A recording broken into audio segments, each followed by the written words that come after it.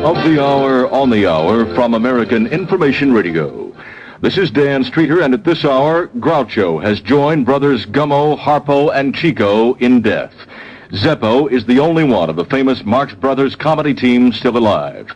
Death came to Groucho tonight at Cedars-Sinai Hospital in Los Angeles. Hospital spokesman Larry Baum told reporters, Comedian Groucho Marx expired at 7:15 this date, August 19, 1977. The cause of death is listed as pneumonia. With him when he passed away were his son Arthur, his daughter-in-law Lois, and his grandson Andrew. We have not been informed of any arrangements as yet. That was Cedars-Sinai spokesman Larry Baum. Also at the hospital, correspondent Tom Shell told us about Groucho's final hours. In the last few hours of his life, Groucho was visited by members of his family, his son Arthur and his wife Lois, also his grandson Andrew. Erin Fleming, who was his longtime companion, visited the hospital this evening. She arrived about an hour or maybe 2 hours before he died. She was permitted to go in and visit with Groucho for a few minutes, and then she started the vigils outside the room. Groucho was unconscious most of the time, but the hospital said that he did regain consciousness a few times during the last few hours. That was correspondent Tom Shell. Groucho's tribute to Tuscaloosa. That story coming up. Groucho was the ringleader of the zany Marx Brothers.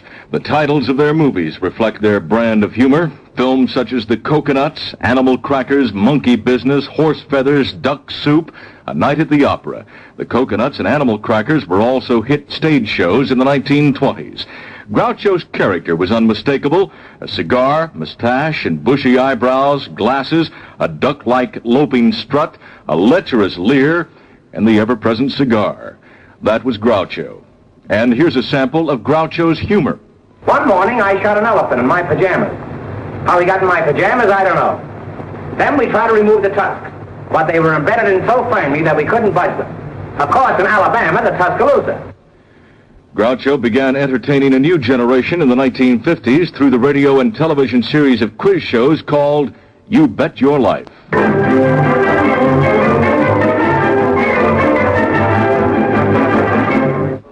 You Bet Your Life is now being shown in reruns on many television stations, and the old Marx Brothers movies are still seen from time to time.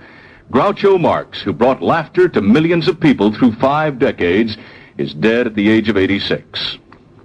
The government reports the cost of living last month went up 0.4%. That's the slowest rate of increase in consumer prices since the end of last year.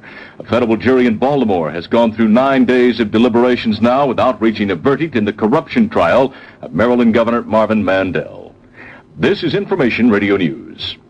Britain's highest-ranking woman police officer has taken charge of Scotland Yard's scandal-plagued pornography squad. 49-year-old Commander Daphne Skillern says she's no prude and doesn't want to return to the Victorian standards, but she says some of the magazines and other materials openly on sale are disgusting.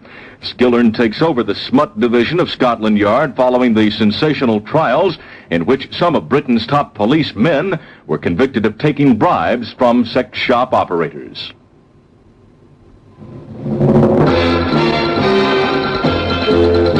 I'm Dan Streeter, and that's the news. Hear news of the hour, on the hour, around the clock from American Information Radio. A service of ABC News.